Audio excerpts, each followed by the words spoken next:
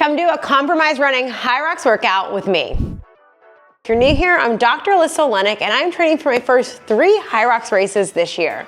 I'll be competing at DC, Atlanta, and New York City, and I'm trialing one of our TLM Hyrox workouts here today, and I want to take you with me, and you can steal it and try it out for your own Hyrox training. So first things first, we need to make sure we go into the app and see what we're getting into today and write it out so I can prepare and plan for the brutal leg beating that is about to be ensured without doubt here today in my workout. When it comes to Hyrox training, compromised running is something that is going to make sure that you are trained and prepared for the actual event, because Hyrox itself, the entire event, is essentially a compromised running event. You're running about 5 miles total throughout the course or total duration of the event, and you're alternating that between things like lunges and wall balls and sled pushes and a lot of lower body heavy exercises. So you want to make sure you're training and practicing not only running and running fast and being able to run those 1K intervals in a quick pace for you, but making sure you can do that and sustain that with your legs under fatigue. So part of the workouts that we include in the List Method Hyrox program, and one of the ones that I'm doing here today, is going to be something that's training and preparing you to run on these fatigue and tired legs. So today my workout here is going to be 3 rounds of 25 wall balls, ideally unbroken. We'll see. I don't have the best wall ball set up, so I get some accents, with a 500-meter run. And then after that, 3 rounds of sandbag walking lunges. Mine says 50 meters. I'm gonna do them in my garage here today, so I'll just probably do like 25 lunges total, with another 500-meter run, and then 3 rounds of 20 burpees and 500-meter run. So there's 3 sections of 3 of each of those here that I will do. And Coach Noah programmed this for me. We're trialing this out, and he said you will have DOMS after this. The DOM stands for delayed onset muscle soreness, and I absolutely looking at this will. I just got back from Patagonia on Sunday. I was in Argentina for like 8 days and didn't lift at all while I was there. And so I know going into this, my first Hyrox specific workout back, I am absolutely going to have some sore and tired muscles tomorrow. So hopefully you guys are a little bit more prepared for this when you try it out. If you're gonna give it a try, let me know in the comments below. Let me know if you like this. Let me know if you enjoy this style of training, because I'm gonna be documenting this year. So first things first, I always like to simply write out my workout on my dry erase board, so I know I don't forget what I am doing in the middle of the workout, or I can kind of check it off as I go on training. All right, so I've got the workout, I'm ready to rock. I have it written out here on my board with my little tally marks so I can wipe them off as I come in and out of my garage here. I like to just kind of set it up against my bike, so that way I can always kind of see what I'm doing. And then I've got the gym set up. I've got my Go Ruck 20-pound bag here. I'm gonna go with the 20-pounder since that is close to the open women's weight and the weight that I will be using for open women's and open women's doubles. And for my first upcoming races, I've also got my wall ball set up here. I don't have the best wall ball set up in my gym, so I kind of just do it against like my rack. It's not a perfect target, it's not a perfect height, it's not great, but that's what we've got right now. And then I've got my yoga mat set up for burpees here. I have a route that I personally just map with my Strava app from my garage to a certain point coming out of my garage, like around I guess sidewalks near me, that is like 500-ish meters. It's not great. So the way I like to track these workouts is I do wear my Sunto just chest strap band here. I also started wearing my Whoop again recently. I like it. I kind of wanted it for mostly tracking steps, but I've been liking it for tracking just some of my training. But I do like to use my heart rate strap for more of a true estimate of effort here. Today, I'm gonna try to not blow myself up, so I'm not gonna take this at 100% here today, simply because I know that the leg stuff is gonna give me DOMS, and I have some fartlek running intervals tomorrow that I need to do. So I'd like to get in quality, not blow up for one hard day here of training, being really smart and mature, coming between 2 big international trips. A lot of fatigue on my body this week already coming off that. But what I do is I actually like tracking these workouts on my running watch and getting the actual running distance that I do in total, but also I lap it in between. So I can kind of track the true pace and effort of my runs in those run intervals and see how they are under fatigue or when compromised, to give me an idea of what my paces and efforts might be in my true Hyrox events when I do start training in them this year. Again, I'm not an elite competitor by any means, but I'm an exercise scientist. I like data. It's fun for me. I could easily just track this on my Whoop or just a clock for time and it'd be totally okay. But I like wearing my running watch and tracking the mileage. And then I just lap every time I leave my garage and come back to my garage, I'll lap it. So I know those are run intervals. And it also kind of gives me an idea too in between. The laps will be either for my wall balls or my burpees or my lunges, so I can see how I'm pacing each of these 3 intervals or all of these intervals and kind of get an idea of like what things slow me down more when I'm running, what things are holding me back, what things are making, creating more fatigue, where do I recover better, the little things like that I kind of can just pick up over time. I've been doing this for a long time, but that little bit of data can give you just some insight on what you're actually doing in your training. And I'm really big when it comes to hybrid training, the most important thing to do is figure out what your weakness is and dialing that up and like raising your floor. Make sure you go back and watch my how to start hybrid training video. We talk about that a little bit more. And it's exactly what I'm doing. My weakness going into Hyrox is not my strength. It's my running and my running under fatigue. So that is a thing that we are primarily focused on working on with myself right now, or we on the team and coaches right now, the coaches that I'm training and competing with.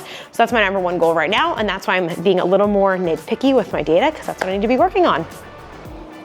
Okay, transparently, I spent way too much time setting up my cameras to record this, so I'm gonna eat a few that's it's as I go through my warm-up. So when I think about warming up for these, in the TLM app, we give you specific warm-ups, but since I'm trialing a workout for the app, I am warming up on my own. So I'm gonna tell you from a coaching perspective how I would actually approach this. So what I'm going to do is I'm essentially gonna go do a lower effort of cardio, either on the bike or a run, and then interval in some wall balls, the lunges, and the burpees. So essentially my warm-up is gonna be slowly integrating and mimicking what I'm doing that day. I'm also gonna do a little bit of plyometric and hopping for lower body for shins and feet, because I have a lot of Achilles and foot issues. So I'm basically gonna warm up for this like you would maybe a Metcon in a CrossFit class, or a run, or a circuit or conditioning based training, where you basically slowly integrate and warm up your body temperature and then start going through and practicing some of the movements that you're going to be actually doing in the workout that day. So I'm basically gonna just do a miniature version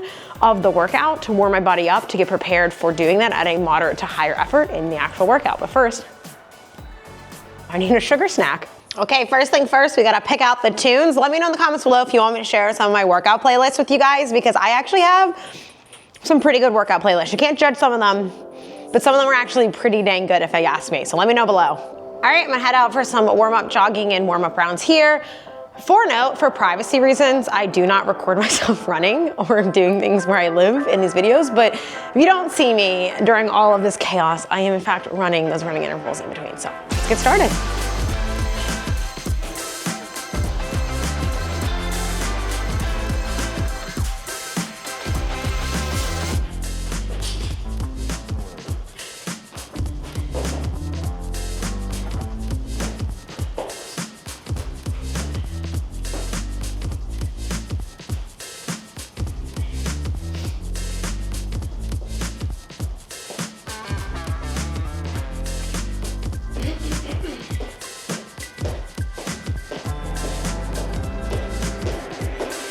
So one of the kind of spicy things about like my little trail that I have here to run on is it's kind of weavy and snaky, so it does slow me down. But I think just like the running out of my garage, this type of like not perfect track or air runner or running for Hyrox is going to translate really well, because it's like you're running in and out of the corrals, you're running in and out of the event, different places, going around people.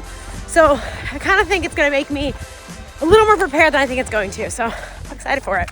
Okay, also Luke, I have to use this on this camera because for some reason my other microphone, of course, isn't working, even though everything's set up fine, because that's my life with editing. So let's officially get this thing started. 3, 2, 1, go.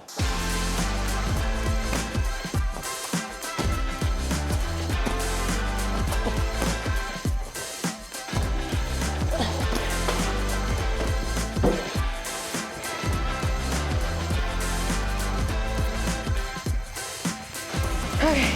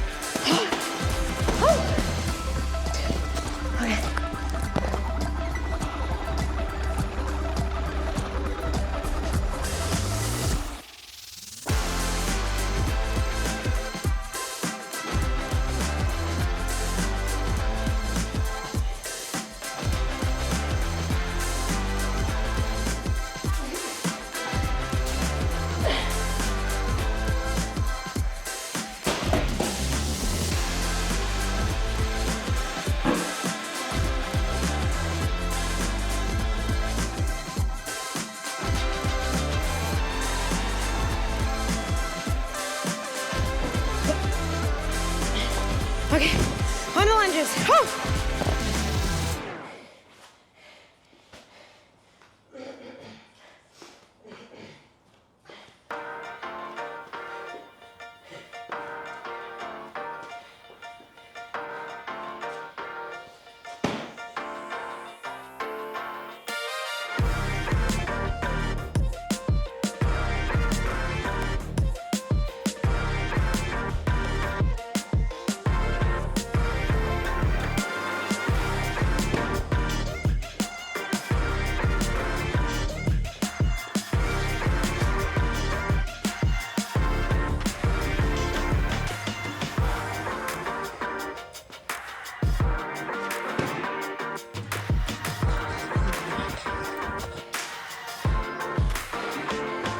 Okay, last round. They are so dry, holy. All right, let's do it.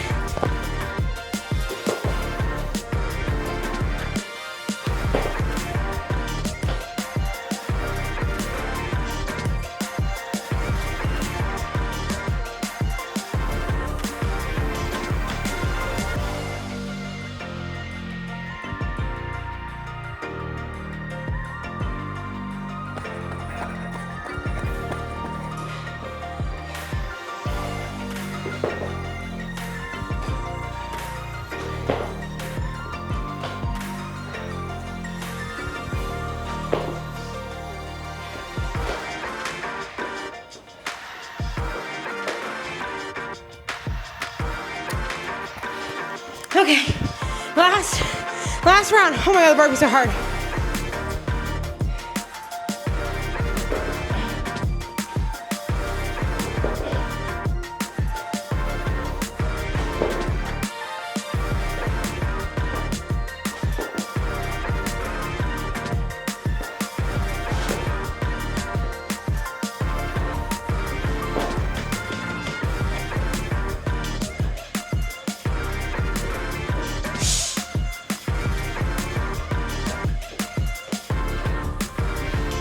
All right, we are done and dusted. I want to give you a quick recap with some coaching tips here on how to approach this if you're going to do this for yourself here, and or just things that I kind of can share with you after just doing this here. So this took me about 35 minutes. I would say this workout should be about a 30 to 40 minute effort depending on your pacing and your efforts or fitness levels, all these things. So in this here, what I would say, if you need to scale this. So scaling in fitness is when you just need to adjust it to make it a fit to your level. So either you can scale up or scale down. There's nothing wrong with scaling at all. I scale things all the time. So if you're going to scale things, for my context for you guys, the run intervals took me about 2.5 to 2 minutes and 50 seconds each, depending on where I was at in the workout and how I was feeling and my windiness of my path here.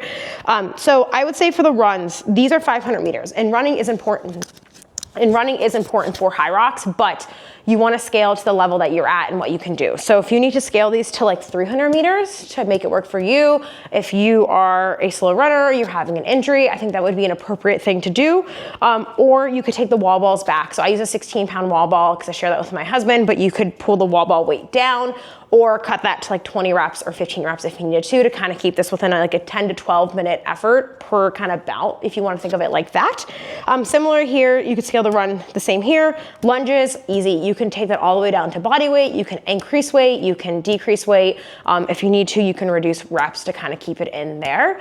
And then for the burpees, burpees are burpees. I actually think I made burpees harder for myself, and that was the hardest part of the workout for me. I was trying to do like wide jumping burpees to shorten the height. I used to do that when I did CrossFit, but I'd actually made it harder. So I think I moved to like regular burpees by the third round, and it was way better, way easier. And then my runs were actually the slowest coming out of the burpees, which was interesting to me. I would have assumed it would have been the wall balls, and I did feel it there. Lunges, I don't notice it at all, but the burpees actually had like the most quad occlusion. So that brings me to my next kind of coaching tip for you guys. This is gonna be more applicable and beneficial to my friends who have like more of an aerobic base, a long running history, or really good at like the easy aerobic stuff, but it can also apply to everyone. And you know, you can tweak this to you. So I always liked the approach of like recover on the run. And so I have a large aerobic base. I'm not as good at like the fast all out power output stuff. We're working on that right now, and or the like hard efforts.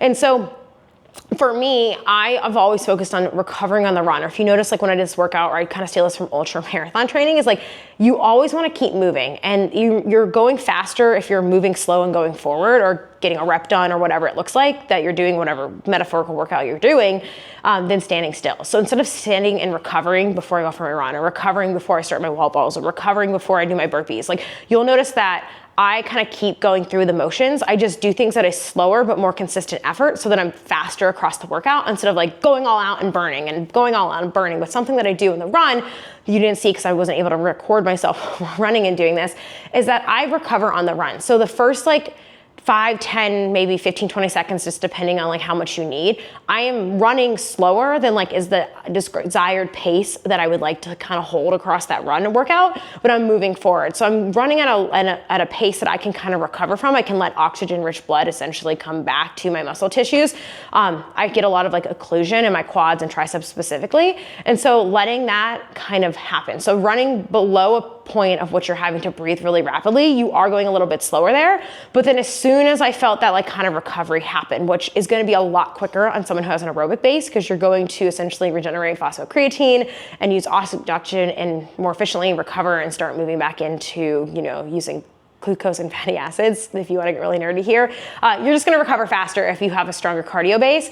Within that short few seconds of time, 10, 15, 20 seconds, you will be able to recover. And then I was able to transition back into that higher gear and push on the rest of my run. So that's the way I approach that. So like recovering on the run. Again, that's a really good reason to have a strong aerobic base with things like this, but kind of applying that to where that fits for you is having like a more consistent but less like max effort across a workout, and thinking about like what's the max effort you can sustain consistently. It is far better for me to have done that workout that way, like with consistent even rounds and reps. I like to always say like your best round is like, your best workout is like your best round or your worst round, so to speak. You kind of want your rounds to look mostly even, give or take something like this where you're doing different exercises. They're going to look slightly different. Like burpees were harder for me than lunges. Those rounds were faster, but you're kind of sustaining that evenly across each of those 3 rounds and or the major workout as a whole, rather than me burning out on wall balls or burning out on lunges or burning out on like the first few rounds of running and not being able to recover, and that digging me deeper into the workout, and then me finishing in say 40 minutes because I went way too hard in the beginning. So thinking about max sustained effort, that's slightly less than your max effort, but you can hold the whole workout, and like keep moving, being consistent. Slower but more consistent will get you there faster, and then recovering on the run. So taking that first few seconds, don't stop after your lunges or your burpees or your wall balls and like fully recover. Start moving, and even if that's walking for you, that walking pace is still quicker than like standing and waiting to start that run if you can't jump right into that. So hopefully that was helpful for you guys. If you like these kind of workout videos, these kind of coaching chats, you're gonna try this workout, let me know in the comments below, 1, if you're gonna try it, 2, how it goes, 3, if you need some help or tips on how to adjust it for you. Otherwise, if you're interested in learning more about Hyrox, me and Coach Corey of the Alyssa Method, my training programs, have some videos coming out around the same time as this video, either before or after this, talking about what Hyrox is, who it's for, training tips and tricks. Corey's in a bunch of these and is a coach for Hyrox and all the TLM coaches, so he has some really great expert tips for you guys. We have a few more videos coming out around that. I'll be documenting training going into DC, Atlanta, and New York. I will be documenting the events that we're doing there. So let me know below all things Hyrox. You want to see, you want to learn, you want to know, all of that stuff will be coming out with a bunch. And if you don't want to miss any of that, make sure you hit that subscribe button. Otherwise, I hope you guys enjoyed this. I will catch you guys on the next video. Thanks for being here.